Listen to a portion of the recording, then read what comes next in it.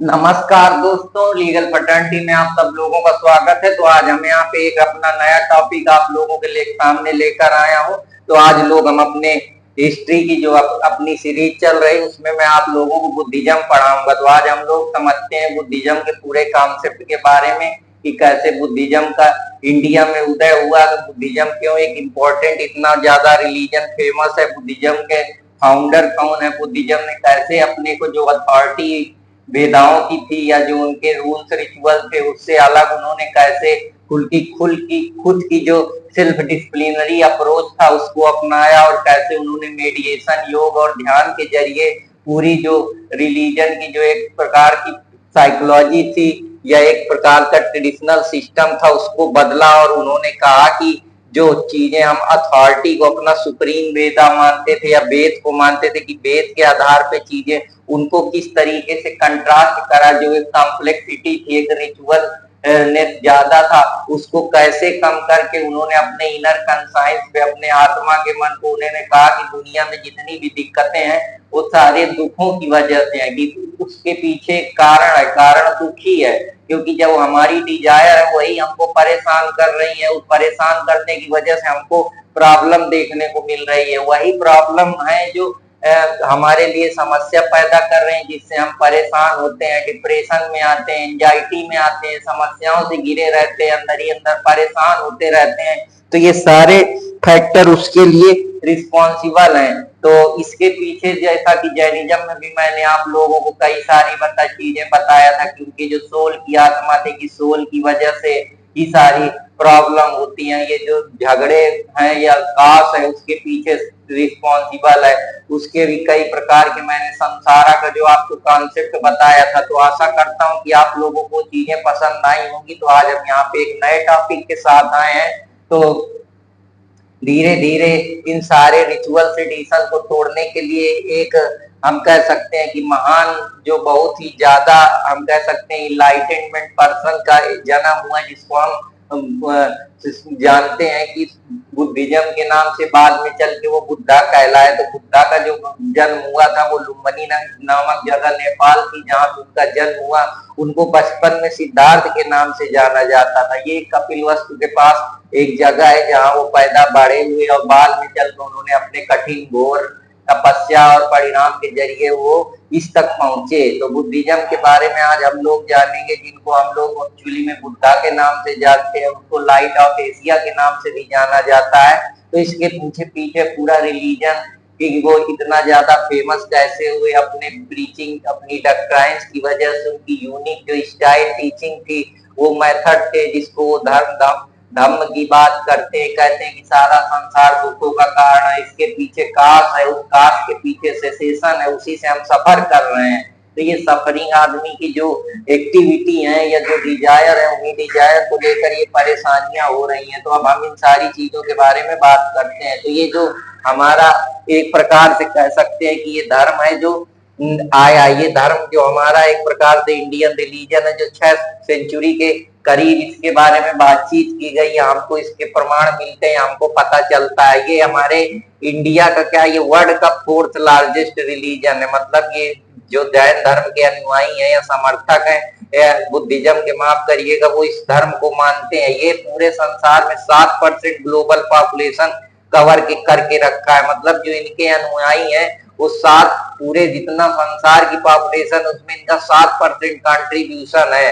तो अब जो उनकी फिलॉसफी है उसी के बारे में हम बात करेंगे। तो इसके बारे में बहुत सारी चीजें हमको जानने को मिलती हैं कि ये एक प्रकार का, इसके जो 520 मिलियन फॉलोअर है पूरी तरीके से, और ये 7% ग्लोबली पॉपुलेशन कवर करके रखता है। इसके बारे में हमको कई सारे चीजों से जानने को, हमारे एशियन कल्चर स्क्रिप्चर से पता चलता है कि बुद्धा की जो पूरी फिलॉसफी है वो इसी चीज पे बेस है कि जो हमारी डिजायर है, हमारा जो चीजों को, किसी भी चीज के प्रति चाह है, अटैचमेंट है, वही हमारे दुख का कारण है। कोई भी अटैचमेंट हो, चाहे आपकी कोई नीड हो, चाहे आपका इमोशनल अटैचमेंट हो, चाहे सोशल अटैचमेंट हो, चाहे लिविंग अटैचमेंट हो, चाहे मटेरियलिज्म, नॉन मटेरियलिज्म, कोई भी चीज हो, वही आपके दुख का कारण बन रही है। जब आपके अंदर डिजायर, थॉट, पैदा हो रहे हैं उससे आप सोच रहे हैं, उन चीजों की वजह से आप जब वो चीजें नहीं फुलफिल हो रही या कोई प्रॉब्लम क्रिएट हो जा रही तो आप परेशान हो जा रहे हैं। बस उसी परेशानी का नाम का दूसरा नाम है कि ये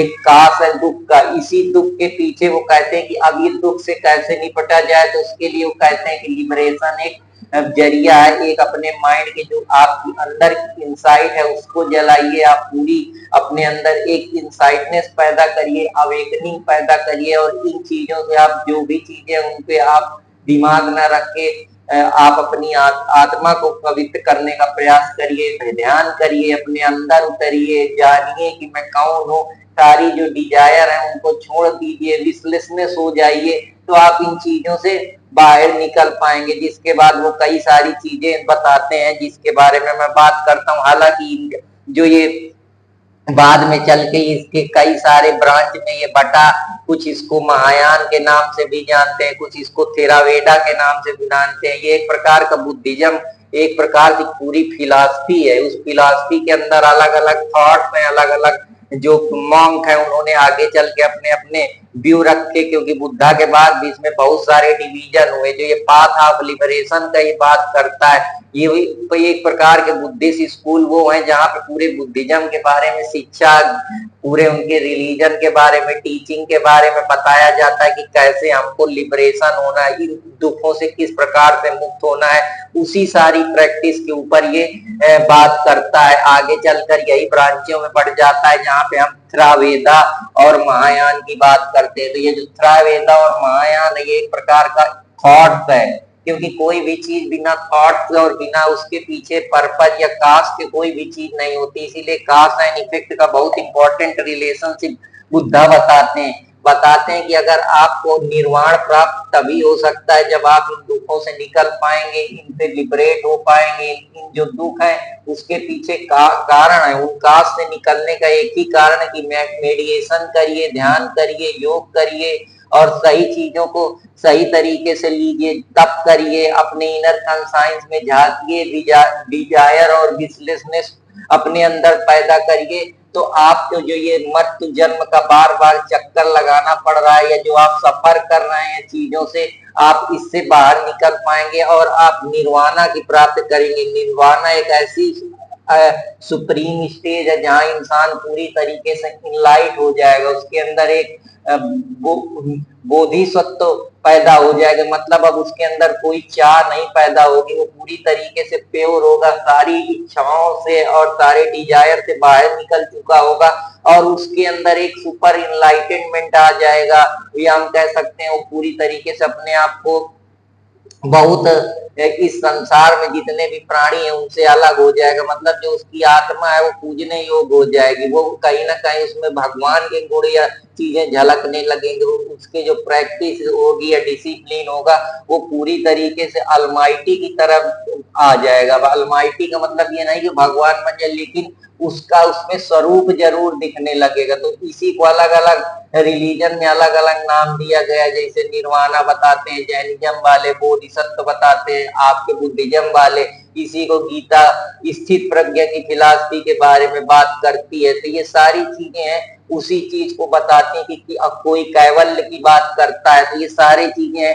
हालांकि बाद में ये जो ब्रांच है ये अलग अलग जगहों पे बटी और इसमें यह बुद्धिज्म का जो ये पूरा सिस्टम है ये एक जगह नहीं है, इनकी बहुत सारी जो मॉन्क कम्युनिटी है वो अलग अलग जगह है फैली हुई है। उसके पीछे कई कारण है कि फ्रेंच रेवोल्यूशन हुआ, वर्ल्ड वार हुआ, या कहीं पे कोई पॉलिटिकल टसल हुए, या बाद में जाके वो टेरिटरियां अलग बनी।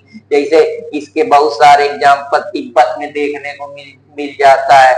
आज के अगर प्रेजेंट समय में दलाई नामा तो बुद्धिज्म कंट्री है, या आप मलेशिया चले जाइए, वहां साउथ कोरिया, वहां आपको ये सारे म्यांमार है, थाईलैंड है, श्रीलंका, यहाँ काफी बुद्धिस्ट मॉन्क है, टूरिस्ट है, आर्किटेक्चर है उनके, ये सारी चीजें। थाईलैंड में आप देख लीजिए, लाओस है, कंबोडिया है। तो ये सारे स्कूल ऑफ थॉट हैं जो अलग अलग थेरावेदा वाले लोग ये मानते हैं कि ये जो साइकिल है यही इसी से हमको निर्वाण की प्राप्ति हो सकती है, और ये साइकिल हमारा जो है जन्म मृत्यु और इन्हीं सारी चीजों से कास्ट से भरा हुआ है। लेकिन महायान वाले जो इम्फेसिस करते हैं वो बोधिसत्व को मानते हैं कि ये एक ग्रेट व्हीकल है जो बुद्धा की टीचिंग पे विश्वास रखता है, उनकी टीचिंग पे विश्वास रखता है, और ये लिबरेशन मुक्ति के जरिए बात करता है कि अगर आप अपनी भावनाओं को हटा देंगे, आप डिजायरलेस हो जाएंगे, आप पूरी तरीके से आप स्थित प्रज्ञा या सुप्रीम इनलाइटमेंट आ जाएगा, तो आपके अंदर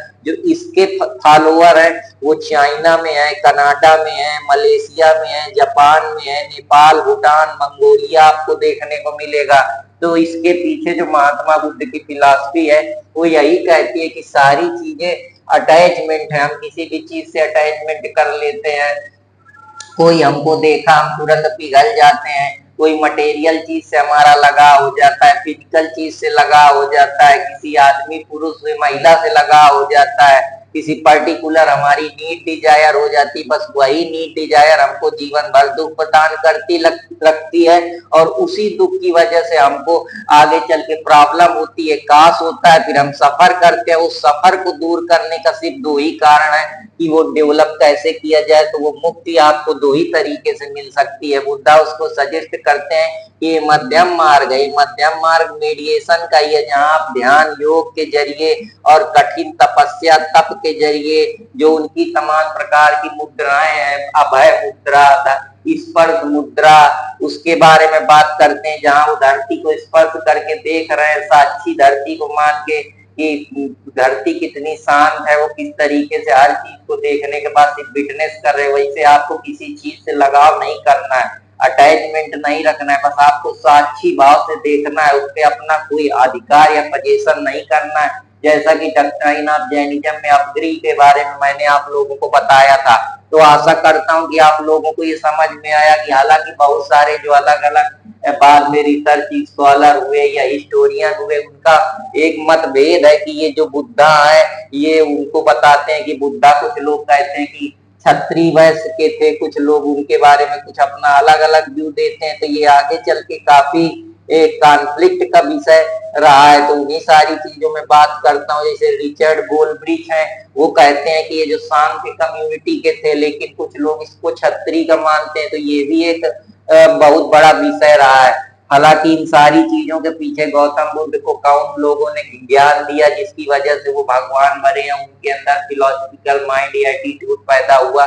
तो उनके टीचर जो पहले थे अलारा कलामा थे, इसके बाद उद्दका रामपुत्र हुए, उन्होंने उनको कई सारी चीजें पढ़ाई सिखाई, जिससे उनकी जो फिलॉसफी में झलकता है या उनके उपदेश में झलकता है, उसमें से मेडिएशन की ध्यान आप अपने अंदर इनर कॉन्साइंस को, अपनी इंद्रियों को बिल्कुल सचेत करके और पूरी तरीके से कंसंट्रेट करने के बाद अपने अंदर झांकना, दुनिया और सारी चीजों से अटैचमेंट को छोड़कर, और इसके जरिए ध्यान आप अपनी सांसों को कंट्रोल करके ब्रीथिंग टेक्निक के जरिए, फिलॉसफी के जरिए या तप के जरिए, जिसको फिलॉसफी में एस्थेटिज्म बोलते हैं, तो ये सारे चीज है जिसके कैसे आप अपनी ब्रीथिंग को कंट्रोल कर सकते हैं ध्यान के जरिए, ये सारी चीजें हैं। तो उनको बोधत्री के पास, जो कि गया में एक जगह है, उनको अटेनमेंट प्राप्त हुआ। तो इसी के बारे में बात करते हैं। हालांकि बुद्धा ने अपने जीवन में बहुत सारे फॉलोअर्स बनाए, अलग अलग उपदेश दिए, अलग अलग स्कूल बाद में बटे, उनके अलग अलग फॉलोअर हुए, और लास्ट में जाकर वो कुशीनगर में, जो कि हमारा महाबोधि टेम्पल जो कि कुशीनगर में बना हुआ है, वहां पे उन्होंने अपनी लास्ट समय उनकी मृत्यु हुई उपदेश देते हुए। तो ये एक तो उनका जनरल व्यू था। अब हम बुद्धा की टीचिंग के बारे में पढ़ेंगे कि बुद्धा ने हमको कौन कौन सी चीजें ऐसी दी जो मानवता के लिए, जो आज के रिलीजन के लिए, आज के धर्म के लिए, और एक आदमी को अगर अपने को इन दुखों से, इन सारी चीजों से निकलना है तो उसको क्या फॉलो करना चाहिए, उन्हीं सारी चीजों के बारे में मैं बात करूंगा।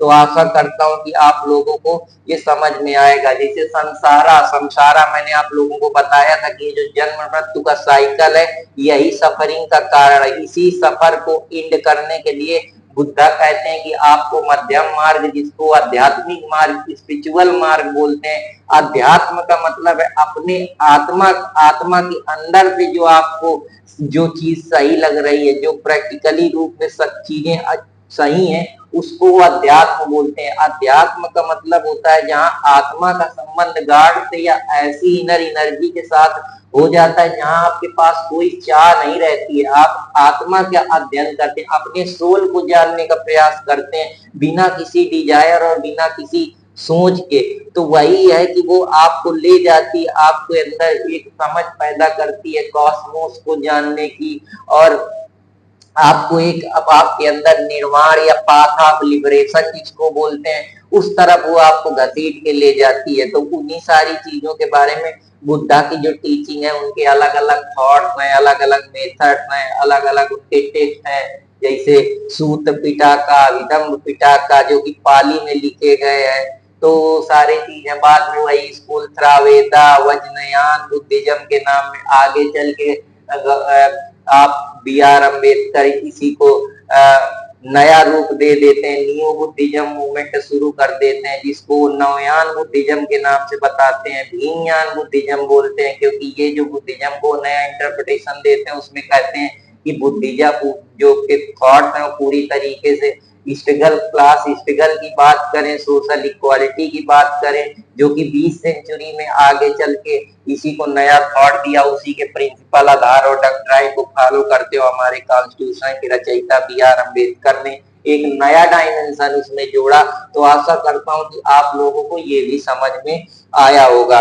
अब हम लोग चलते हैं अपने हिस्टोरिकल रूट की, ये सारी चीजें कहाँ कहाँ से पता चलती कि बुद्धिज्म का कोई था, कुछ था एविडेंस कि बुद्धिज्म नाम की कोई चीज थी कि नहीं थी। तो इसके कई सारे प्रमाण देखने को आपको आयरन एज में मिल जाते हैं। कुछ सोशल कल्चर सेटिंग होती है, सेकेंड अर्बनाइजेशन का जब फ्रेज होता है, जहाँ चेंजमेंट होता है, बदलाव होता है, तो ये आपको सारी चीजें देखने को मिलती हैं।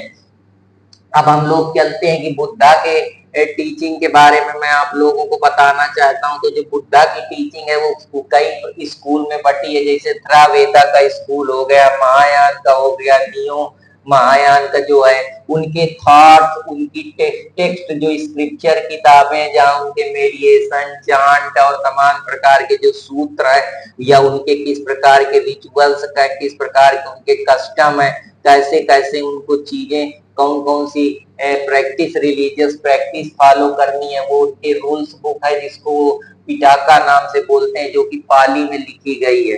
तो आशा करता हूं कि आप लोगों को ये भी समझ में आया होगा। 3 बुद्धा के मेन प्रिंसिपल है जिसको वो बुद्धा, धम्मा और ये 3 सारी चीजों के नाम से जानता है। तो बुद्धा 3 प्रकार की बात करता है। पहला तो कहता है, बुद्धा का पहला मतलब होता है कि अपने अंदर इनलाइटनमेंट पैदा करो। इनलाइटमेंट का मतलब आप स्वयं के अंदर प्रकाश लाइए, अपने को जानिए, इनर कंसाइट या अपने इनर इनसाइट को जोड़िए, जिससे आप पूरी तरीके से अध्यात्म की दुनिया को समझ पाए, फिलॉसफी को समझ पाए, क्या ट्रू नॉलेज है उसको जान पाए, और अपने को एक तरीके से निर्वाण या कैवल्य की तरफ पाथ जो लिबरेशन का है या आपको मुक्ति दे सकता है, अपने अंदर एक विजनरी एक्सपीरियंस पैदा करें। तो ये बुद्धा की एक प्रकार की डॉक्ट्राइन या फिलॉसफी है जो बताती है कि इनसाइडनेस और विजुअल एक्सपीरियंस और स्पिरिचुअल किंग बनने के लिए बुद्धा बताते हैं कि ये उनकी कुछ फिलॉसफी है जिसको पालन करना पड़ेगा, तभी आपके अंदर ये परिवर्तन देखने को मिलेगा। दूसरी उनकी टीचिंग है धम्मा।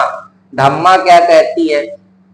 धम्मा ये बताती है कि जिस तरीके से चीजें हैं, the way that things really are, जैसी चीजें हैं बस वैसे हमको समझना है। जैसे संसार है, चल रहा है, लगातार चल रहा है बिना रुके, उसमें अलग अलग पीरियड है, सुबह शाम दिन रात होती है, चीजें हैं, कुछ भौतिक चीजें हैं, कुछ मेंटली चीजें हैं, किसी पे हम जो देख रहे हैं, जो समझ रहे हैं, जैसी रियलिटी है उसी को हमको अपनाना है। कुछ भी अपने मन से नया कंडीशनिंग नहीं तैयार कर देना है, या प्री कंडीशनिंग नहीं बना देना है, या अपने आप को इमेजिनेशन या ऑब्जर्वेशन में नहीं रखना है। जो जैसी चीज है बस उसको, जो हमारा धर्म है, जो हमको जिस तरीके का काम करना है बस वही है। उस धम्मा को the way that the things really are, जैसे कि हमारा यूनिवर्सल लॉ है जो चली आ रही कि जन्म के बाद मृत्यु होगी, मृत्यु के बाद जन्म होगी, फिर दोबारा से हमारा रीबर्थ होगा।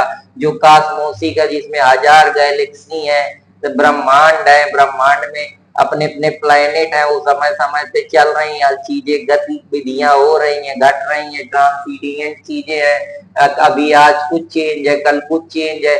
जो एक उनका धार्मिक सूत्र है जिसको वो धर्म चक्र प्रवर्तना बोलते हैं, जो पहला उनका टर्निंग द व्हील, आपकी एक आपका सूत्र, एक रूल्स रेगुलेशन जो आपको फॉलो करना है, जो चीजें जैसी हैं बस उनको वैसे ही मान के चलना है, कुछ उसमें अपना मेंटली माइंड या अपने से खुद से कुछ चीजें नहीं बनानी है या प्री सपोज करनी है, जो चीज जैसी है उसको वैसे ही मान लेना है कि जो विधि कर्म में लिखा विधाता मिटाने वाला कोई नहीं है, वक्त पड़े पर गज भर कपड़ा देने वाला कोई नहीं। तो वही बात है कि जो जैसी चीजें हैं उनका वैसे ही संबंध है कि आदि अंत को उठाए न पावा, मत अनुरूप निगम अस गावा। तो बस अब अपनी बुद्धि का यूज कर रहे हैं, किसी को कुछ नहीं पता है। अलग अलग प्रकार की डॉक्ट्राइन्स है, अलग अलग प्रकार की फिलॉसफी है, उन्हीं सारी चीजों पे बात करते हैं। तो जो तीसरी टीचिंग है उनकी संघा है। संघा क्या होता है? एक जो बड़े बड़े सन्यासी होते हैं या बुद्धिस्ट मॉन्क होते हैं, उनकी एक कम्युनिटी है जहाँ वो रहते हैं, किस प्रकार से वो किसी चीज का ऑब्जर्वेशन करते हैं, क्या उनके रूल्स होते हैं, क्या प्रैक्टिस होती है, कैसे कंडक्ट होते हैं, किस प्रकार का बिलीफ होता है, कौन से प्रिंसिपल फॉलो करते हैं,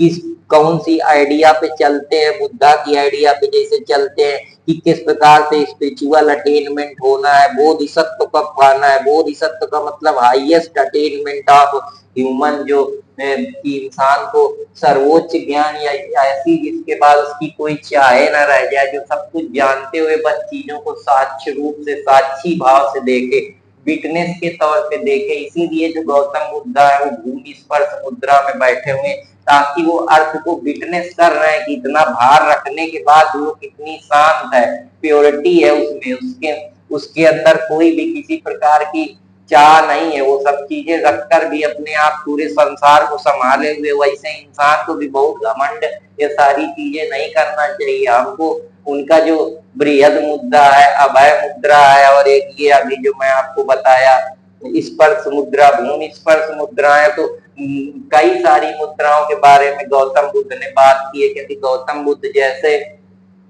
ज्ञानी और बड़े फिलोसफर कभी कभी संसार में पैदा होते हैं, तो उनकी फिलॉसफी से हमको बहुत कुछ सीखने की जरूरत है।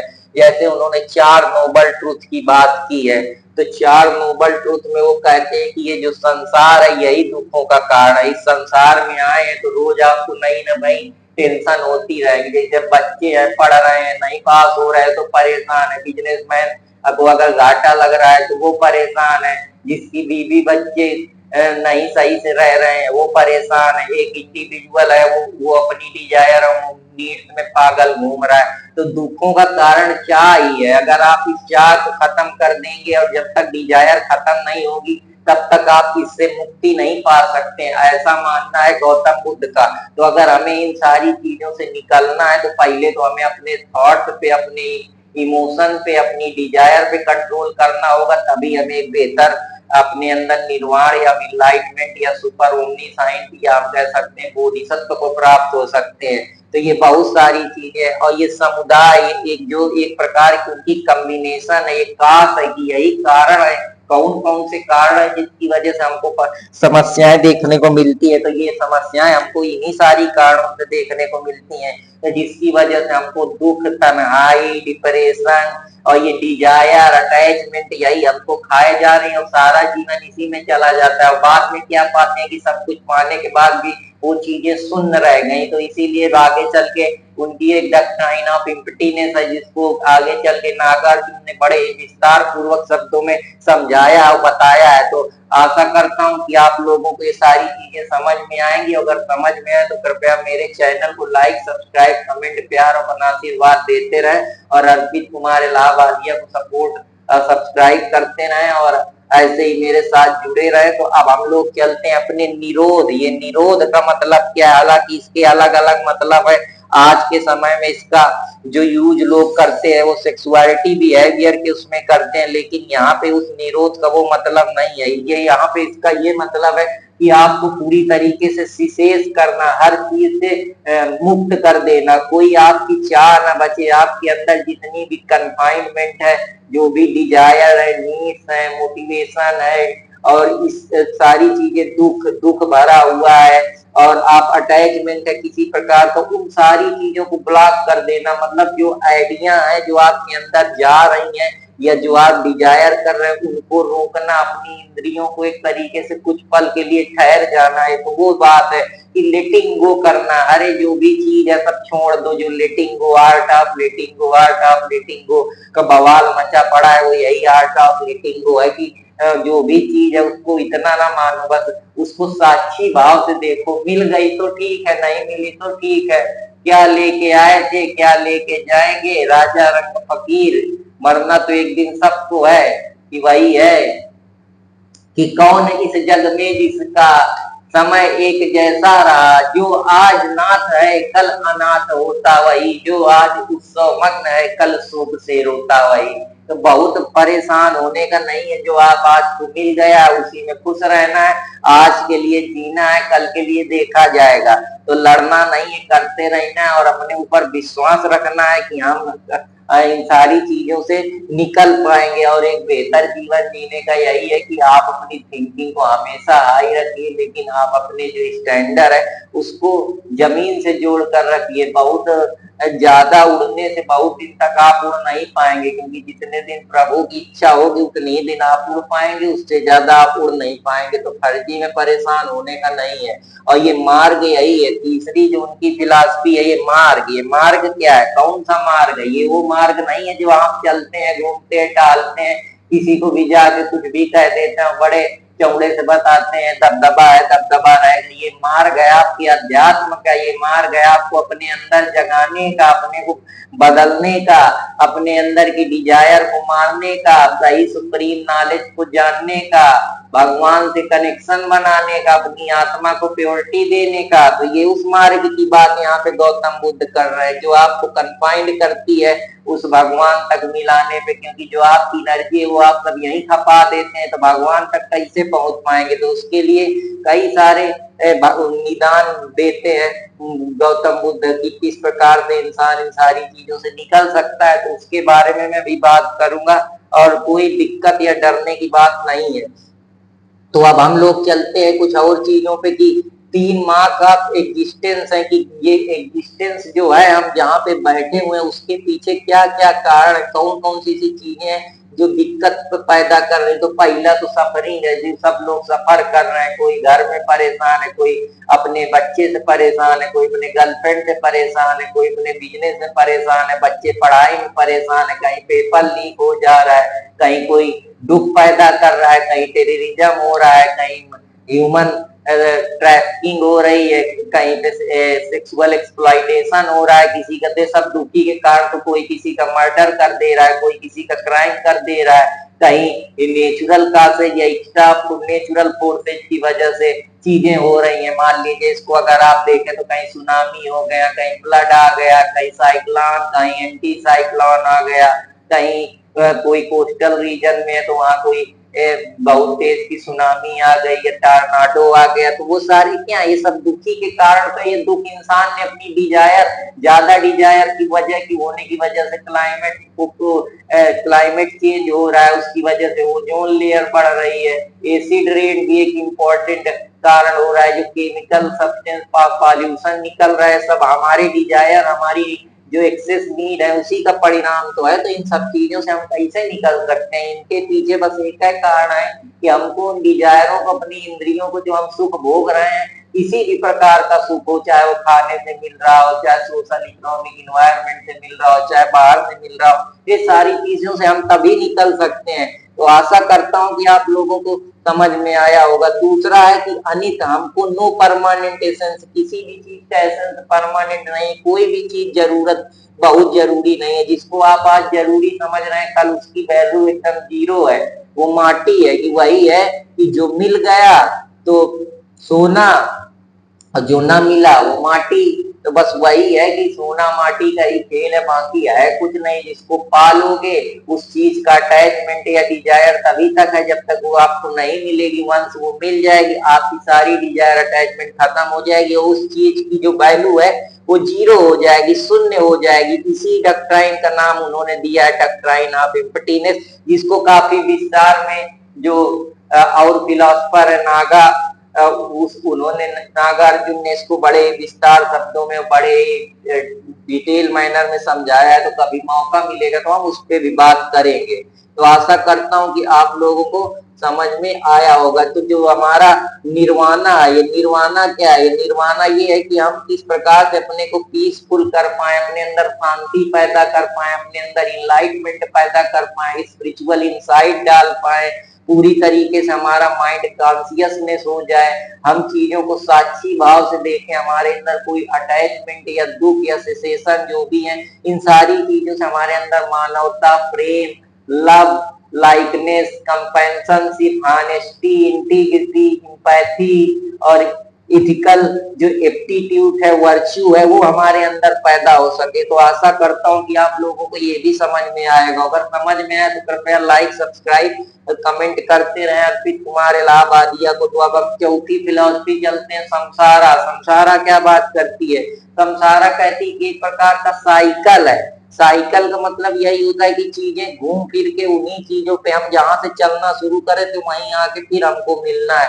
तो ये जो साइक्लिसिटी है पूरी जिंदगी की आदमी पैदा होता है, उसका जन्म होता है, फिर वहां एग्जिस्ट करता है, फिर रहता है, फिर उसकी डेथ होती है, फिर रीबर्थ होता है, उसी में उसको सारे दुख झेलने पड़ते हैं, सारी परेशानियां, सारे प्रकार के तन्हाई, डिप्रेशन, एंजाइटी और दुनिया के प्रकार के क्राइमिंग, ये सब प्रॉब्लम जो क्रिएट होती है वो इसी संसार साइकिल की वजह से कि आपके कर्म ही ऐसे होते हैं कि आप बैड कर्म करते हैं। उस बैड कर्म की वजह किसी को मारना, किसी को किल करना, किसी को परेशान करना और किसी की प्रॉपर्टी हड़पना, किसी को जानबूझकर नीचा दिखाना। तो ये सब चीजें क्या है? ये सब इसी सारी चीजों पे जुड़ी हुई है जो हमारे दुख का कारण है। तो हमको इन दुखों से निकलने के लिए जो हम पेन फुल चीजें यूज करते हैं, जो हमारी डिजायर है, वो हमको सारी चीजें हमारे कर्म के द्वारा ही है। अगर हम अच्छे कर्म करेंगे, स्किलफुल डीड करेंगे, बेहतर हम चीजें करेंगे, तो हमारा जो इंटेंट होगा, जो हमारी पॉजिटिव कॉन्शियसनेस होगा माइंड का, वो अच्छे परिणाम लाएगी, अच्छे फ्रूटफुल लाएगी, जहां हमको मान सम्मान, बिना किसी चाह इच्छा के लोग हमसे प्रेम करेंगे, हमारा कैरेक्टर बेहतर दिखेगा, हमारे जो सोशल क्लास है वो एक बेहतर होगी, जिससे हमारे अंदर मानवता, ह्यूमैनिटी और एक बेहतर जो सोशल क्लास कॉमन गुड है वो पैदा होगा, जिससे ज्यादा से ज्यादा हम लोगों की मदद कर पाएंगे। जो हमारे अंदर की जो एक ईर्ष्या, घृणा, काम, क्रोध, मैं, लोभ, इन सारी चीजों से हम बाहर निकल पाएंगे और हम बेहतर इंसान बन पाएंगे। हम अपनी स्पिरिचुअल इंसाइट को, स्पिरिचुअल नॉलेज को कन्वर्ट करके मानवता के लिए, एक सोशल कास्ट के लिए, लार्जर कास्ट के लिए, एक जो हमारी ह्यूमन रेस को किस प्रकार से सर्वाइवल को आगे चलाना है और एक बेहतर जो हम फिलोसफिकल इंसाइट या फिलोसफिकल अप्रोच लोगों में डाल सकते हैं, वो हमारे बेहतर कर्म की वजह से हमारे पर्सनालिटी में उसका प्रभाव देखने को मिलेगा, हमारे कैरेक्टर में देखने को मिलेगा, हमारे बिहेवियर में देखने को मिलेगा और वही चेंजमेंट जाके हम आज की मानवता के लिए कर पाएंगे। जैसे आजकल अगर हम इसके बेहतर कर्म में देखें तो हम सस्टेनेबल डेवलपमेंट की बात करेंगे, हम ग्रीन हाइड्रोजन की बात करेंगे, हम ग्रीन इन्वेस्टमेंट की बात करेंगे, हम क्लाइमेट चेंज के लिए फंड इकट्ठा करेंगे, हम जो हमारा जो समस्याएं, प्रॉब्लम से हम जूझ रहे हैं, टेररिज्म और इस प्रकार की जो समस्याएं, सेक्सुअल वायलेंस, इनको हम रोकेंगे, इनके लिए बेहतर प्रयास करेंगे, चैरिटी करेंगे, बेहतर डोनेशन देंगे, सीएसआर जो कॉर्पोरेट सोशल रिस्पॉन्सिबिलिटी है, न्यूक्लियर डिसआर्मामेंट का सपोर्ट करेंगे, एक प्रॉपर जो डिप्लोमेटिक रिलेशनशिप है उस पे हम काम करेंगे। तो ये हमारे बेहतर कर्मों की वजह से ही होगा, तभी हमारे अंदर ये समझ पैदा होगी कि मानवता के लिए हम बने हैं। जो हमारा ग्लोबलाइजेशन, लिबरलाइजेशन, टोटलाइजेशन, इसको हम एक तरीके से अपॉर्चुनिटी देखेंगे, ना कि थ्रेट देखेंगे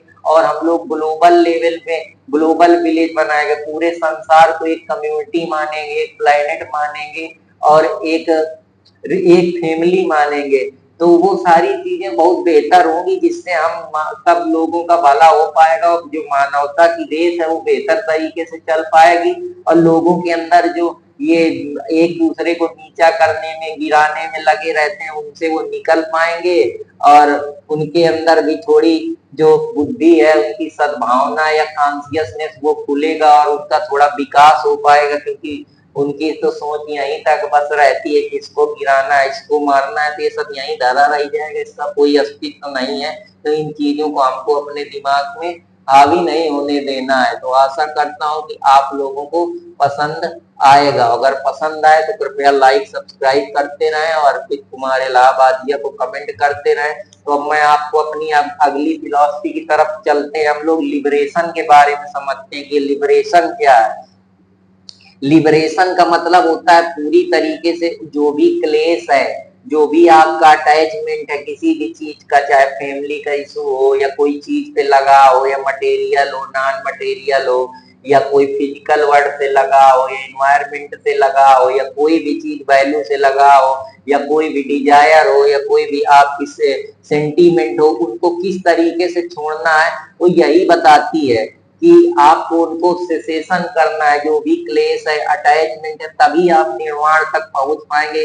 तभी आप जो आपके अंदर एक इम्पटीनेस की हर चीज शून्य हो जाएगी। शून्य तब हो जाएगी जब आपकी कोई डिजायर नहीं रहेगी। तो स्वाभाविक सी बात है उस चीज की कोई वैल्यू नहीं रहेगी आपकी नजर में, तो वो चीज शून्य तो हो जाएगी। तो वही बात कह रहे हैं, इसी को इम्पटीनेस को ही आइडेंटिकल अनंत के नाम से जानते हैं, जिसको शून्य बोलते हैं। जहां पे आपकी जो इच्छाएं हैं, आपके जो चीजों के प्रति ख्वाहिश है, वो थम जाएगी।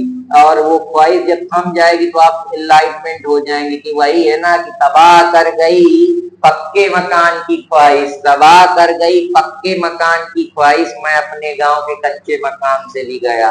तो दोस्तों वही है कि बहुत चीजों के पीछे नहीं भागना है। वही है कि पा लेने की बेचैनी और खो देने का डर, यही जिंदगी है। तो इसको अपने डर से हटाना है और बेहतर करते जाना है। तो अब 12 कुछ निदान है इंपॉर्टेंट जिनके बारे में मैं बात करूंगा कि ये निदान क्या है, किस तरीके से गौतम बुद्ध इतने पढ़े लिखे हैं कि कारण तो बताए कि ये समस्याएं हैं जिसकी वजह से इंसान परेशान रहता है। साथ ही वो ये भी बता रहे हैं कि इस निदान की वजह से हम कैसे इन चीजों से निकल सकते हैं, इससे निकलने का क्या फार्मूला है, वो भी वो अपने डॉक्ट्राइन में दे रहे हैं और बहुत ही सुंदर शब्दों में बताए हैं। तो उन्हीं सारी चीजों के बारे में मैं बात करूंगा। तो 12 निदान हम लोग पढ़ेंगे, लेकिन उससे पहले मैं आप लोगों को कुछ चीजें बताता हूँ कि बहुत किसी भी चीज के पीछे पागल नहीं होना है, पर कि हमको पैसा कमा लेना है, क्योंकि हर चीज की वैल्यू जीरो ही है। इम्पटीनेस वही है कि रूप की मस्ती प्यार का नशा, रूप की मस्ती प्यार का नशा, और नाम की अजमत और जर का गुरूर, और धरती पर इंसान ने फैला लिए माया जाल कई, और खुशियों से पामाल कई तो गम से माला माल कई, और कई और कितने मंजर देखे हैं मदहोशी की गहराई में। मदहोशी का मतलब जब इंसान अपने पूरे इनसाइड में होता है, प्रॉपर कॉन्शियसनेस में होता है, तो बहुत सारी चीजें देखता है। सुख है अब का वैभव करता है, दुख का भी वैभव करता है, तमाम चीजें, ईर्ष्या, दोष, तो ये हर चीज उसके अंदर पर पैदा होती है। स्वभाव होता है, किसी को रूप से प्यार है, कोई नशे का परेशान है, कोई दौलत के पीछे पागल है, कोई जमीन जायदाद के पीछे पागल है। धरती पर इंसान ने हजार प्रकार के माया जाल अपने दिमाग में डाल लिए। तो यही कह रही है कि खुशियों से पामाल कई तो गम से माला माल कई, और कितने मंजर देखे हैं। किसी मंजर का मतलब दृश्य है, परेशानी के भी दृश्य, हंसी के दृश्य, दुखी के दृश्य, अटैचमेंट के दृश्य, बहुत पैसा कमा लेने की चाह, पर्दे के पीछे की कहानी, एक दूसरे के झगड़े, एक दूसरे से प्रेम प्रसंग, बहुत दुनिया की चीजें हैं कि कितने मंजर देखे हैं मदहोशी की गहराई में, होश का आलम एक मगर। जब इंसान कॉन्शियसनेस में होता है, ये चीज बहुत पहले बुद्धा जान गए थे, इसीलिए उन्होंने कहा कि होश का आलम एक मगर। जब उन्होंने ध्यान करा, उनको पता चला कि ये सब चीजें तो व्यर्थ है, इनका कोई मतलब नहीं, यही दुख का कारण, तो उन्होंने होश संभाला। वो होश क्या था? वो एक आलम कौन था? वो एक आलम अलमाइटी थी, या कोई ऐसी एनर्जी थी जहां के बाद उनके पास कोई चाह ही ना बची। तो बस वही कहना चाहते हैं कि होश का आलम एक मगर, और मदहोशी के पाताल गई। लेकिन जब आदमी मदहोश होता है, उसको हजार चीजें नजर आती हैं, धन की प्रतिष्ठा, सपना, स्वभाव, पैसा, कौड़ी, तो यही सब चीजों पे लोग परेशान होते रहते हैं, और जब उम्र ढल जाती है तो लोगों को समझ में आता है कि उम्र ढलती जा रही, समय उम्र की पिघलती जा रही, रफ्ता रफ्ता आग बुझती जा रही, शौक रमते जा रहे, सैल थमते जा रहे, खामोशी का रस बदलता जा रहा, और ये जिंदगी की आग बुझती जा रही। तो इन सारी चीजों से भी हमको अपने आप को निकालना है। तो वही 12 निदान है जिनके बारे में हम बात करते हैं। तो पहला निदान है अवैधित्व का। अवैधित्व ये बताता है कि इग्नोर करना सीखिए, किसी भी चीज को बहुत ज्यादा अपने दिमाग में हावी ना होने दीजिए, उससे लगाव ना करिए। जब आप इग्नोर करना जाएंगे, जो भी थॉट्स आएगा उसको इग्नोर करते जाएंगे, तो स्वाभाविक सी बात है आपका दुख खत्म होना चाहेगा। दुख आपका क्यों है? क्योंकि आप उसको अपने दिमाग में इतना हावी कर दिए, इतना ज्यादा प्रेशर ले दिए उस चीज का, उसी वजह से दुख है। इतना भी दुख हो, जब आप उसको अपने इमोशन में डालेंगे ही नहीं तो कैसे आएगा? इमोशन कैसे पैदा होते हैं? जब आपके अंदर कोई चीज जाती है, वो आपके अंदर बायोलॉजिकल जो आपका हाइपोथैलेमस है या स्टिमुलाई है या आपकी सेरिब्रल कॉर्टेक्स है, वो जाती है, जिसकी वजह से आपको साइकोलॉजिकल चीज या बॉडी में अराउजल फील होते हैं। जैसे जेम्स लैंड की थ्योरी है साइकोलॉजी में, वो बताती है इमोशनल के बारे में।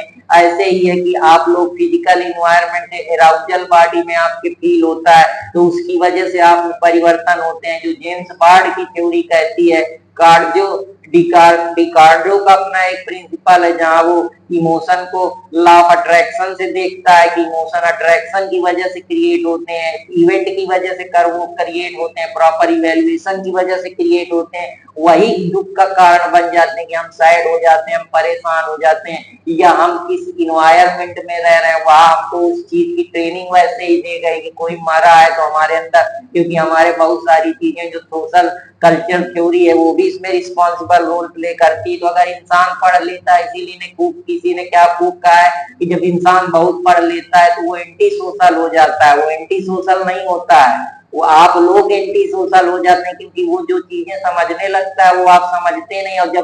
और दुनिया में जब जो आदमी बन जाता है, वो जब उसकी चीज दूसरे को समझ में नहीं आती तो दूसरे लोग उसको पागल घोषित कर देते हैं। यही समाज की समस्या है, जिसकी वजह से उस आदमी को लोग बाइकाट करने लगते हैं, उसके खिलाफ विध्वंस रचने लगते हैं, परेशान करने लगते हैं, क्योंकि वो ज्यादा पढ़ने की वजह से जो ट्रू रियलिटी है उससे वो वाकिफ हो जाता है, उसको समझ में आ जाता है। और जब वो चीजें बताता है, क्योंकि चीज की जो फॉलोवर उसी के होंगे ना, जो जो उससे उसकी फॉलोइंग से मैच करेंगे। जब उसके थॉट से नहीं मैच करेंगे तो फॉलोवर थोड़े बना पाएगा।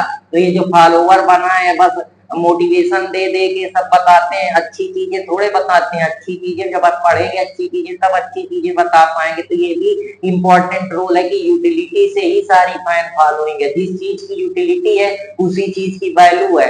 अगर मान लीजिए कि अब क्रिकेट का गेम है, क्रिकेट में इतने सारे प्रशंसक है, इसीलिए जो प्लेयर उसमें खेलते हैं उनकी फैन फॉलोइंग इतनी ज्यादा है। आप कोई नया काम करेगा जिसकी कोई फैन फॉलोइंग नहीं होता है, जितना बाकी कोई नहीं सुनेंगे। तो ये बस हमारे दिमाग की सोच है, बाकी यहाँ किसी को छोटा नीचा नहीं दिखाना है।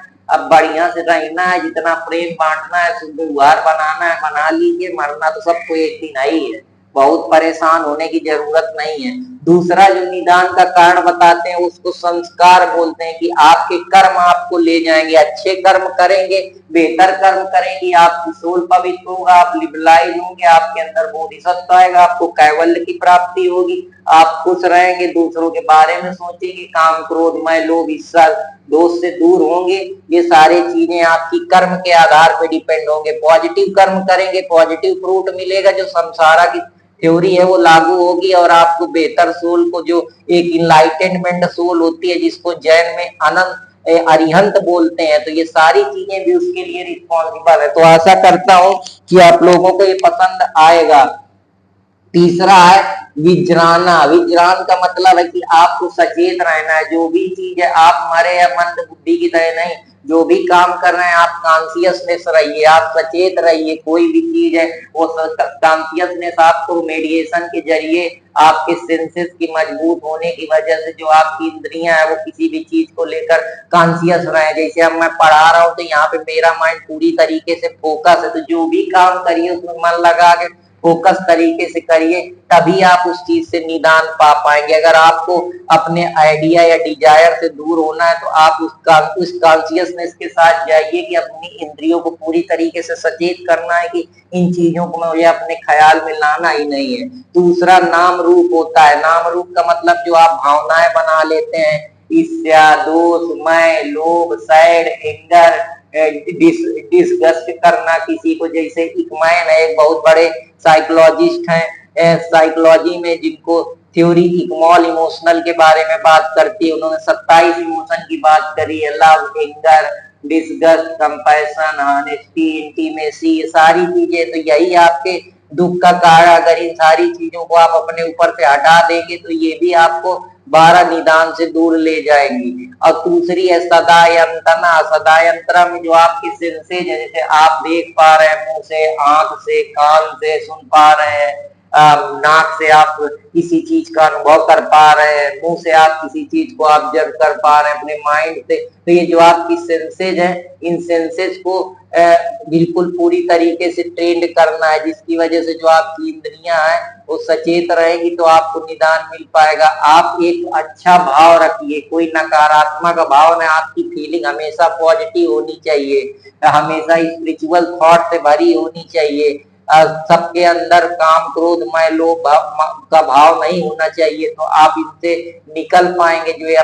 तन्हाई या वेदना की फीलिंग है, इनसे आप बच पाएंगे, क्योंकि वेदना, तन्हाई यही आपको समस्या दे रहे हैं, जिसकी वजह से आप परेशान हो रहे हैं। ये कारण एसोसिएशन का या काश है। तो ये काश से निकलने के 12 निदान यही है कि जो तन्हा है, वेदना है, नाम रूप है, विजनना है, संस्कार है, अवैध है, इसके बाद जय मरण है, जहाँ पे आपकी एज होती है, आप बूढ़े होते हैं, डेथ होते हैं, उसकी वजह से पेन सफर करते हैं। तो यही सारी चीजें हैं जो संसारा की फिलॉसफी उसमें रिस्पॉन्सिबल है। ये जो क्लेश हो रहा है या लिबरेशन की, जो आप लोगों को मैंने अभी बताया कि अटैचमेंट हो रहा है, या कितना आप किसी चीज को लेकर उसकी वैल्यू दे रहे हैं, भी सब आपके अंदर कितनी है, डिजायर कितनी है, इसी से आपको निर्वाण मिल पाएगी। आप शून्य तो प्राप्त होंगे जब आपके अंदर कोई चीज की चाह नहीं होगी। और स्वाभाविक सी बात है, जब किसी इंसान के पास कोई चाह नहीं होती है तो वो हमेशा सुपर इनलाइटेंड हो जाता है। इसी में एक बड़े वेस्टर्न साइकोलॉजिस्ट हैं अब्राहम मैस्लो, जो बताते हैं कि इंसान की जब सारी नीडें फुलफिल हो जाती हैं तो वो एक ऐसी स्टेज पे पहुंच जाता है जिसके बाद उसकी कोई चाह नहीं होती है, जिसको वो ट्रांसीडेंट एक्चुअलाइजेशन, सेल्फ रियलाइजेशन की बात करता है, कि यहाँ उसको सेल्फ रियलाइज हो जाता है कि अब मुझे किसी विश या डिजायर की जरूरत नहीं है। वो इंसान अपनी लाइफ में पूरी तरीके से उसको जितना पाना था वो पा चुका है, अब उसको किसी चीज की चाह नहीं है। तो वो भी एक प्रिंसिपल बड़ा इंपॉर्टेंट रोल प्ले करता है, जिसके जरिए हम ये कह सकते हैं कि 12 निदान है। तो ये 12 निदान कौन से हैं? एक अवैधित्व का है, दूसरा संस्कार है, तीसरा विज्ञान का है, चौथा नाम रूप है, पांचवा सदल्याना का है, फिर एक स्पर्श है, फिर वेदना है, तन्हा है, उपावना है, भाव है, जाति है, जय मरण है। ये सारी चीजें जो थ्योरी ऑफ एम्प्टीनेस में आपको बताई थी, ये सारी चीजें वाइडनेस हो जाती हैं। जो महायान का दिया हुआ ये कॉन्सेप्ट है, जो ये वाला स्कूल है जो बोधिसत्व की बात करता है, और ये कॉन्सेप्ट को ज्यादा एक्सटेंड फर्दर डिवाइड करा था नागार्जुन ने, जहां उसने कहा था कि जितने भी फेनोमेना है वो बिना कोई स्वभाव के हैं, इनका कोई स्वभाव नहीं है, बस आप परेशान हो रहे हैं और सारी चीजें हैं जिसकी वजह से ये चीजें हैं। अब हम लोग नोबल जो बुद्धा के 8 पाठ है कि कौन कौन से एक इंसान को अच्छे पाठ करने चाहिए, सही चीज का पालन करना चाहिए, सही धर्म की तरफ चलना चाहिए, तो उसके बारे में भी मैं बात कर लेता हूँ। तो पहले तो आपको किसी भी चीज के प्रति राइट नजरिया होना चाहिए। कोई भी चीज जो आप अपने जीवन में कर रहे हैं वो राइट अंडरस्टैंडिंग के साथ होनी चाहिए। आपकी इंटेंशन हमेशा पॉजिटिव होना चाहिए, ज्यादा कॉमन गुड के लिए होनी चाहिए। जो आपके थॉट्स हैं वो पॉजिटिव फीलिंग से भरे होना चाहिए।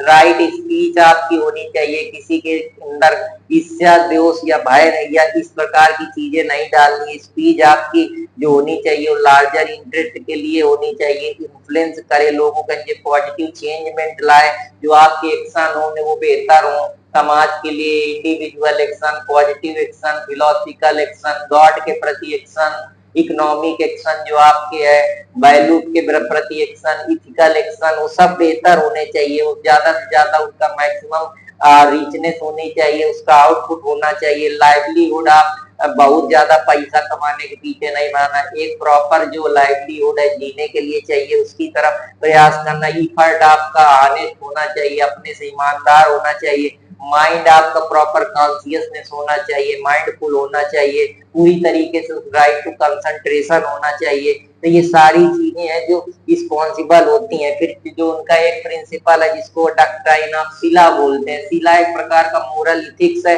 जिसमें वो बताते हैं कि हमको जो भी हमारी स्पीच है, जो भी हमारे एक्शन है, जैसे हम जीते हैं, जैसे हम रहते हैं, जैसे हम लोगों से बिहेव करते हैं, जैसे हम अपनी इंटेंशन को जाहिर करते हैं, वो हमेशा पॉजिटिव होनी चाहिए, लार्जर काज के लिए होना चाहिए, वो सोशल काज जो होना चाहिए हमारा पब्लिक गुड, पब्लिक वेलफेयर के लिए होना चाहिए, उसका इंड गोल होना चाहिए, चैरिटी जो होना चाहिए वो मैक्सिमम लोगों को मैक्सिमम फायदा पहुंचा सके। और वो उसके साथ साथ वो सेल्फ रिस्पेक्ट की भी, दूसरों की रिस्पेक्ट करना है, कंपैशन, ऑनेस्टी, इंटीग्रिटी और एक पब्लिक वैल्यू लोगों के प्रति होना चाहिए, दया भाव होना चाहिए, काम क्रोध मैं लोभ ईर्ष्या से जितने भी मोरल प्रिंसिपल है उनसे इंसान को सर्वोच्च देखना चाहिए। तो ये सारी चीजें हैं जिसके बारे में बात करते हैं।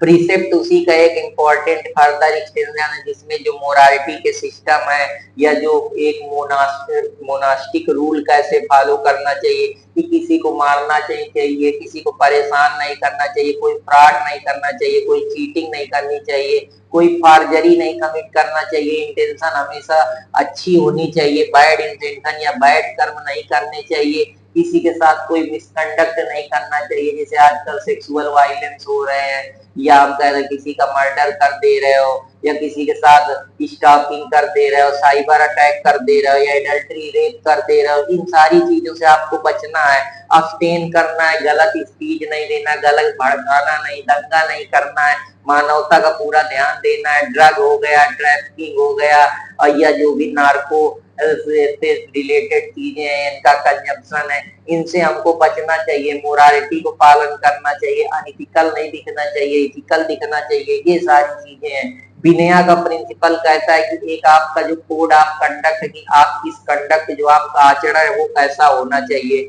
वो पूरी तरीके से सोशल बंधा होना चाहिए, समाज के प्रति होना चाहिए, आपके रूल बेहतर होने चाहिए, आप जो जिंदगी है उसको सही माने में सही तरीके से जिए, कुछ ऐसे एक्ट ना करें या ऐसे इस प्रकार से ना जिए जो आपको कहीं ना कहीं आगे चल के उसके लिए समस्याएं क्रिएट हो जाए या परेशानी हो जाए। तो विनय एक प्रकार का स्पेसिफिक कोड ऑफ कंडक्ट था जो पहले वहां के मोंक होते थे उनको फॉलो करना होता था ताकि वो पूरी तरीके से जो मटेरियल वर्ड है उससे कट के रहे, इमोशनल अटैचमेंट उनके प्रति न पैदा हो, उनका कंडक्ट प्योर हो, इथिकल हो और वो एक लाइवलीहुड बेहतर तरीके से कर पाए, साथ ही साथ वो बेहतर जिए, उनके कुछ रूल्स हो और वो रूल्स पूरी तरीके से लीगली तरीके से और मोरली तरीके से एक्सेप्टेबल, उनमें कोई ऐसी चीज ना हो जो आगे चल के किसी लोगों के लिए खतरा बने या उनको पेनाल्टी एक्सपल्सन का भी सामना करना पड़े।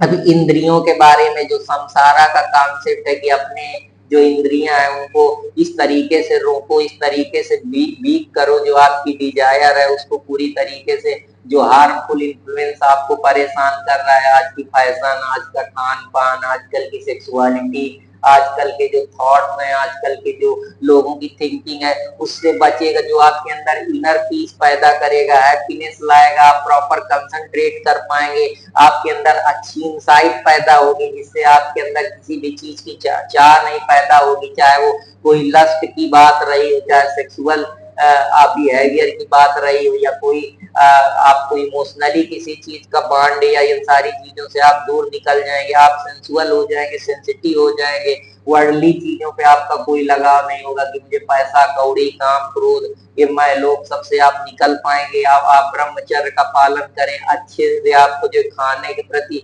ज्यादा माइंडफुलनेस चीजें आपको पसंद आएंगी। तो ये सारे चीजें हैं जो आपकी संसारा की फिलॉसफी है वो उस पर बात करती है। और माइंडफुलनेस का मतलब होता है जब इंसान फुली अवेयर हो जाता है, उसको किसी चीज की जरूरत नहीं, वो आज के समय में जीता है, प्रेजेंट चीज पे जीता है। क्योंकि जब इंसान प्रेजेंट समय में जिएगा तो उसको कल की चिंता होगी नहीं, तो स्वाभाविक सी बात है उसको कभी दुख नहीं होगी, जिससे उसकी मेमोरी अच्छा होगा, उसके स्वास्थ्य अच्छा होगा, वो इससे अच्छा से वो ब्रीथ कर पाएगा, वो एक उसके जिससे अंदर उसके माइंड थॉट्स बेहतर होंगे, जिससे compassion, honesty, integrity, emotional value, ethics उसके अंदर जनरेट होगा, और वो पूरे संसार को वसुधैव कुटुंबकम की नजर से देखेगा, कर भला तो हो भला की नजर से देखेगा, सबका साथ सबका विकास की तरीके से देखेगा। इस तरीके से मतलब वो पूरे जो हम कह सकते हैं कि सारे लोगों को साथ लेकर चलेगा। तो ये भी एक कॉन्सेप्ट है जिसके बारे में मैं बात करना चाह रहा था। मेडिएशन के कई सारे की ध्यान है, जो आप अपने अंदर की इंद्रियों को एक जगह कंसंट्रेट करके माइंडफुलनेस तरीके से अपने अंदर उतरते हैं और अपने को जानने का प्रयास करते हैं पूरी तरीके से। स्टेट अवेयरनेस आपको होती है, आप अपने मेंटल माइंड को इस प्रकार से ट्रेन करते हैं जिससे वो काम होता है, जिससे जो डिस्टर्बेंस है उनसे बचता है और आप बेहतर इंसान बनते हैं।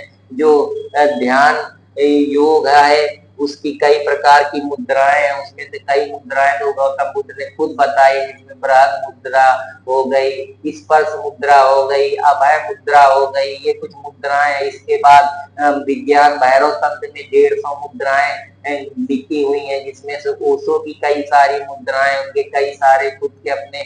तो ये भी एक विषय है जो पूरी तरीके से फिलोसफिकल ट्रेनिंग पे बेस है। तो आशा करता हूँ कि आप लोगों को ये भी समझ में आया होगा। अब ब्रज विहार की बात करते हैं, उनका एक कॉन्सेप्ट ब्रज विहार है, जिसमें वो वर्च्यू सद्गुण एक इंसान के अंदर डालते हैं, जहाँ उसके अंदर love, kindness, compassion, feeling of Joy, या हर आदमी को बिना किसी उसके इम्पार्शियली ट्रीट करना, जैसे आज के जमाने में ST/SC एक्ट बनाया गया है, मार्जिनल सोसाइटी को ऊपर उठाना है, रिजर्वेशन है, ये सारी चीजें हैं। तो ये भी एक इम्पोर्टेंट रोल प्ले करती हैं। डिवोशन डालना, कि किसी के प्रति भक्ति पैदा कर देना, कि बुद्धिज्म का प्रैक्टिस करना, बुद्धिज्म के रिचुअल प्रेयर को फॉलो करना, उनकी ऑफरिंग को मानना, उनके पिलग्रिमेज में जाना, उनका सम्मान करना, कल्चर एक्सीलेंस की बात करना, आर्किटेक्चर को सपोर्ट करना, उनके जो मंत्र हैं, चांटिंग है, बुद्धा की पेंटिंग है, बुद्धा के स्तूप है, बुद्धा के 3 मंत्र है, उनको सपोर्ट करना, बुद्धिज्म को फॉलो करना, उसके प्रति अवेयरनेस डालना, ये सारी चीजें हैं। जो उनके टेक्स्ट थे वो पाली में दिए हुए थे, जिसकी शुरुआत ओरल ट्रेडिशन में थी, क्योंकि पहले कोई ऐसी टेक्निक नहीं थी, निमोनिक्स में दिए थे, कहीं लिखे हुए थे।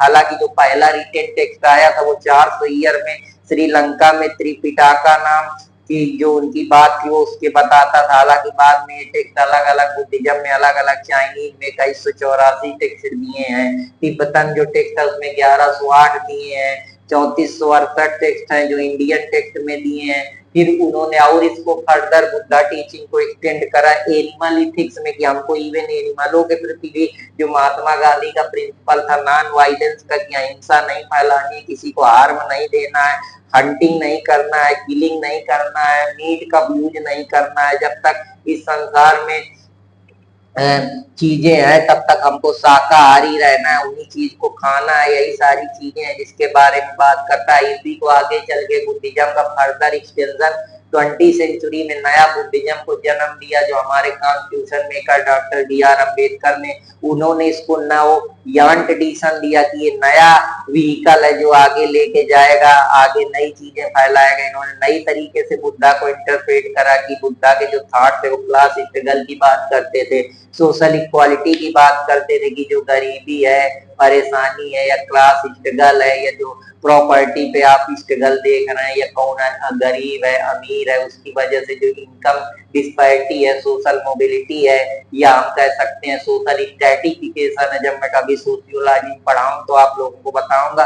तो ये धीन ज्ञान बुद्धिज्म उस चीज पे बात करता है। तो आशा करता हूँ कि आप लोगों को अब आज के जमाने में हम ये देखना चाहते हैं कि बुद्धिज्म का इन्फ्लुएंस कहाँ कहाँ पे देख रहे हैं। तो बुद्धिज्म की फिलॉसफी का इन्फ्लुएंस हमने अलग अलग जगह देख लिया, कि जो इंडियन लॉजिक में देख लिया, जो ज्ञान शास्त्र है एपिस्टेमोलॉजी उस पे हमने देख लिया, आर्ट पे देख लिया अलग अलग, जैसे गंधारा आर्ट है जो बताती है, राम का टेम्पल है औरंगाबाद का वो उस पे बात करता है, आर्किटेक्चर में तमाम मंदिर बने हैं उनकी डॉक्ट्राइन का पालन हो रहा है, उनके पूजाइन है जिनके जो उनके खाने पीने की उनको लोग भी आज फॉलो कर रहे हैं, फेस्टिवल है जो आजकल जो भी बुद्धिज्म कम्युनिटी रहती है इंडिया में उसका पालन करती है, जो उनके एजुकेशन है जो ग्रेट लर्निंग एक्सपीरियंस देते हैं उनके लाइफ स्टाइल के बारे में, उनके रिचुअल्स के बारे में, कस्टम के बारे में, टीचिंग के बारे में, डिसिप्लिन के बारे में बात करते हैं। नालंदा हो गया, विक्रमशिला हो गया, उनके